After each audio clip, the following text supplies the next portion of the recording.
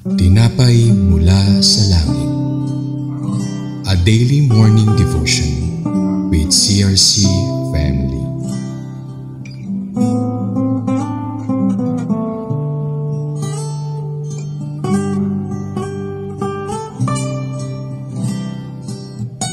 Isang mapagpalang umaga po sa lahat ng patuloy na sumusubaybay dito sa programang Tinapay Mula sa Langit, ang pang-araw-araw nating devotion sa salita ng Diyos. Ako po si Sister Roth Altarejos ng CRC Dasmariñas Daughter Church, Cavite. Sama-sama po nating pagbulay-bulayan ang salita ng Diyos. Tayo po ay manalangin bago tayo magsimula sa mensahe ng ating Panginoon. Thank you, Lord, for this brand new morning. Be with us as we study your word. Talk to us, Lord, through your word and meet our needs. All the glory and honor in Jesus' name. Amen. Ang atin pong Bible text na babasahin sa umagang ito na may title na God's Restore Israel in the Promised Land. Ang ating text ay makikita natin sa Deuteronomy 30:2-5 NIV version. Akin pong babasahin. And when you and your children return to the Lord your God and obey Him with all your heart and with all your soul according to everything I command you today, then the Lord your God will restore your fortunes and have compassion on you and gather you again from all the nations where He scattered you.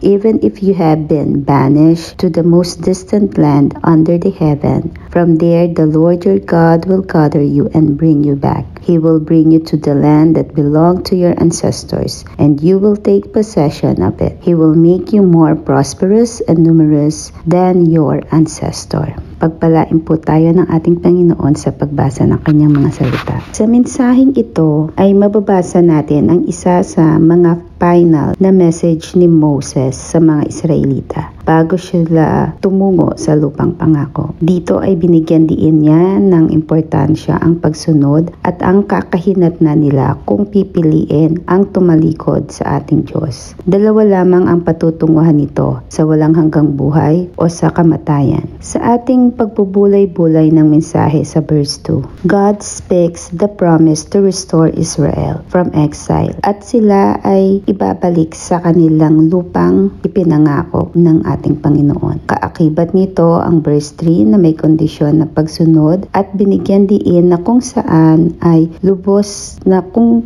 sila ay lubos na hihingi ng tawad at susunod sa Diyos, matatamo nila ang ipinangako ng Diyos sa kanila na ating makikita sa verse 4-5. The Lord promised the land of restoration of their inheritance and indicating a new beginning. At ito ang takeaway natin sa mensaheng ito. Tulad ng mga Israelita, kung tayo ay lubos na hihingi sa ating mga kasalanan ng tawad at tayo ay tatalikod dito, kaakibat nito ang pagsunod at paglakad sa kanyang mga salita, ating matatamo ang kasaganahan sa ating buhay. Hindi tayo magkukulang dahil ipinangako niya na ang lahat ng nawala sa atin ay ibabalik niya at we are living in a flourishing life with Him. Siya ay Diyos na mapagpatawad at mapagmahal. Inaantay niya lang na ang bawat isa sa atin ay lumapit ng may kababaang loob at genuine na pagsunod sa Kanya. Bilang pagtatapos, atin pong babasahin ang 2 Corinthians 5:17. Therefore, if anyone is in Christ, he is a new creation. The old has gone, the new has come. Let us pray. We praise you, Lord, for your word to us this brand new morning. We are holding your promises to us that you will restore our life from the time we accept you as our personal Savior. Help us to walk in the light with you as we continue to live each day until our last breath of our life. May we serve you faithfully and love you not only in words but most importantly through our action. All the glory and honor is yours alone, our God. In Jesus' name we pray. We love you, Lord. Amen.